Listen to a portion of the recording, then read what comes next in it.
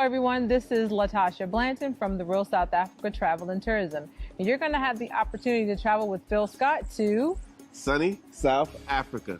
You guys are going to have the opportunity to come to Johannesburg, and you guys are going to be coming to Durban. And we're going to set it up perfectly. It's going to be like a luxury experience for you guys. At the same time, you're going to be getting some culture.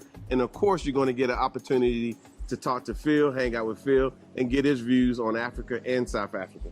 You're also going to get an opportunity to explore the lifestyles here that are available in South Africa. And we're going to do all that for you in an amazing 10 days. We do hope that you go to the website and book, because we do look forward to seeing you here. Absolutely. Our website is therealsouthafrica.com. Go there, scroll down. You'll see a picture of Phil, and just go ahead and book there. So we'll see you here in what we like to call sunny South Africa.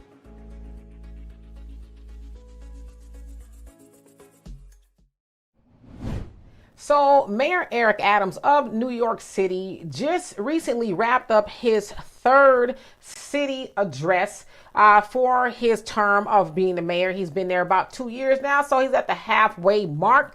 But they said during his address, he didn't really mention anything new except for a Department of Sustainable Delivery, which deals with the delivery services there in New York. Sounds like they're getting a lot of packages and things like that. So it's trying to regulate, companies like Amazon, FedEx, UPS, their delivery services and everything in between. But okay, people got to get packages, right? But they said that his administration, specifically him, is dealing with a lot, including that of the migrant situation. Of course, we know what's going on with that.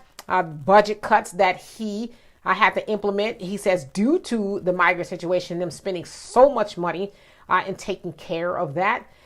He's also dealing with a federal investigation. Y'all remember when the feds ran up into his campaign manager's office, and it sounds like his office as well, looking for things. And he's also dealing with a very low approval rating. It looks like it's about 28%. Now that's super low. I don't know if I've ever heard of an approval rating that low, but I'd imagine it has a lot to do with the migrant situation. New Yorkers are just not happy in that they're having to foot the bill for that situation, of course, of the Biden administration. Y'all know that Mayor Eric Adams tried to challenge the Biden administration, and it didn't work out for him so well. Some people even say maybe that's why the investigation took place. I don't know. I'm just speculating at this point. Nevertheless, within his address, doesn't sound like he said anything new, especially in regards to Black people. We know that Black people are mostly affected by the migrant situation. Of course, y'all hear a lot about the Roosevelt Hotel, where they are housing a lot of migrants, but there's a lot of homeless New Yorkers, and a lot of them are Black. 56% of the homeless population there in New York City is Black. So he didn't say anything specifically about that at all. But in 2 years or less, when he might run again to become the mayor, he is going to ask Black people, hey, I need y'all to show up for me.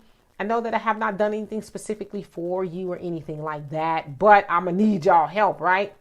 And I don't know, I would think a 28% approval rating is kind of hard to overcome. I don't know, unless a miracle happens. I think he's going to have to go and give out reparations or something for, Black New Yorkers in order to improve on that approval rating. But Eric Adams, along with a lot of other Black politicians like that of Mayor Brandon Johnson in Chicago, they're just a big disappointment. I would say probably a bigger disappointment than some of the Black politicians that we've had in the past, right? Because Mayor Eric Adams and Brandon Johnson, they're fairly new, right? This is their first or second year in office, and it's just, wow, really just turned your backs on Black people, right? And both of them are Democrats. Most Black voters are Democrats, so they helped you get there. But while you're addressing New Yorkers, you don't have anything new to add. Now, some people are saying because he's had to make a lot of budget cuts, he really can't implement a whole lot of new stuff. But you implemented a Department of Sustainable Delivery. Like, what is that even about? But with that, you can implement a department of helping Black New York residents who are homeless or something to that effect. You couldn't do that. You spent money for delivery packages, but nothing for Black people. That right there should tell black people to think long and hard about who we go to office and vote for. Now, I will say this. During that address that he did, he was heckled. Okay, he was heckled.